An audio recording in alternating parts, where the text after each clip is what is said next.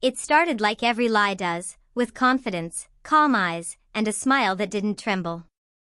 "It's just a girls' trip, Daniel," she said, tossing her suitcase onto the bed as if the word girls was a shield I couldn't question.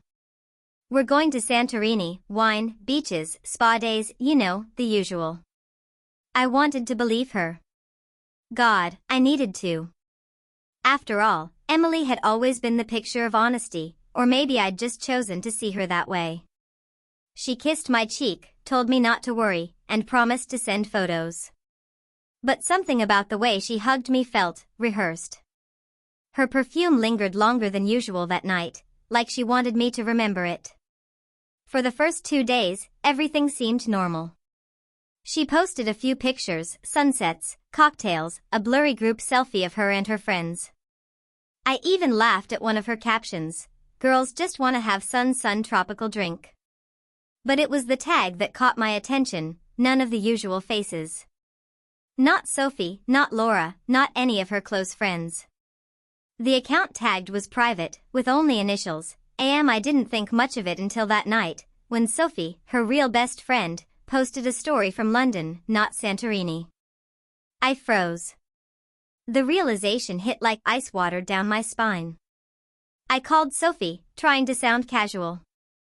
"Hey, isn't Emily with you on that girls' trip?" There was a long pause before Sophie spoke, hesitant. "No, she said she was going with some college friends." "Why?" I hung up before she could ask more. My chest felt heavy, like my heartbeat was trying to dig its way out. I scrolled through Emily's feed again, every photo suddenly looked fake. The laughter in her eyes seemed practiced, her smile too careful. That night, I did something I never thought I'd do, I opened her iPad. It was synced with her Instagram. One unread message waited in her DMs, bold and impossible to ignore. From AM. The same initials from the tag. I hesitated, guilt warring with suspicion, but curiosity won. When I opened it, I felt my stomach twist. The message read, "Can't wait for tonight. Same room, same view, just like last time." My mind went blank. My fingers trembled as I scrolled up, and what I saw shattered every illusion I'd been holding on to. Photos. Not indecent, but intimate, the kind you only send to someone who knows your skin, your size. Him holding her waist. Her smiling into his neck. Messages filled with inside jokes, plans, memories that didn't include me. He wasn't some random friend. His name was Andrew Martin, the man she once called just an old coworker. The one she said I had no reason to worry about. The betrayal burned slow and deep. For hours, I sat there in silence, staring at the evidence, my thoughts a storm. I wasn't angry at first, just hollow. The kind of emptiness that comes after realizing the person you loved most had made you a spectator in your own story. By morning, anger replaced the numbness. Not the kind that shouts, the kind that plans.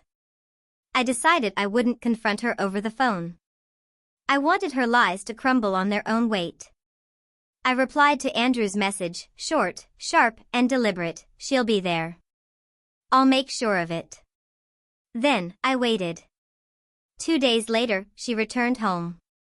The sun was setting when she walked through the door, smelling of sea salt and guilt. "Hey," she said, her voice soft, too soft. "Missed you." I smiled. "Did you?" I asked. Her eyes flickered. "Of course." "Why?" "No reason," I said casually, helping her unpack. I waited until she went for a shower, then connected her phone to the TV, the same iPad photos she'd forgotten to delete now glowing across the screen. When she walked out, towel wrapped around her, her expression froze. The photo stared back at her, Andrew's hand on her waist, her smile pressed against his neck. She went pale. "Daniel." "I can explain." "No," I interrupted. "You can't. You swore it was a girls' trip." She dropped the towel she was clutching like a shield. "It wasn't what it looked like." I laughed, the sound bitter even to my own ears. "You're right. It's worse. It looks like months of lies, carefully packed between beach selfies and captions about friendship. She started crying, whispering the same tired lines. I made a mistake, it didn't mean anything, I was confused. But I'd seen enough to know confusion doesn't book flights with another man. Confusion doesn't delete messages at midnight. You know the funny part? I said, leaning against the wall. It wasn't your photos that gave you away. It was a single DM. One message that told me everything I needed to know. She sank to the floor, trembling. Please, Daniel, don't do this. We can fix it. Fix it? I repeated softly. Emily, you broke something you can't glue back. Trust doesn't work like that.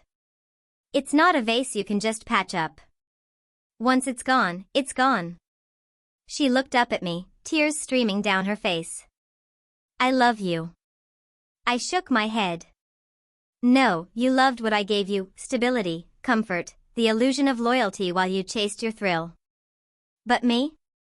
You stopped loving me long before that trip. I walked to the closet, grabbed the small box that held her spare keys, and placed them on the counter. You can keep the memories, I said quietly. They're already tainted anyway. When I walked out, I didn't look back. I didn't slam the door or shout. I just left, because sometimes silence speaks louder than revenge. I drove until the city lights turned into nothing but darkness and open road. Weeks later, Sophie told me Emily tried to reach out, sent long texts, left voicemails, begged for a chance to explain. I never replied. She wanted closure, but some betrayals don't deserve closure. They deserve distance. Months passed, and I found peace in the quiet. I learned that love isn't about holding on to someone who breaks you beautifully, it's about having the courage to let them go before you forget who you are. She swore it was a girl's trip, swore by her smile, her touch, her practiced innocence. But one single DM, one careless line from the man she thought I'd never know about, revealed the truth she'd been hiding. And when her lies came crashing down, it wasn't her laughter or her tears I remembered most. It was the silence after I walked away, the sound of her realizing I was never coming back.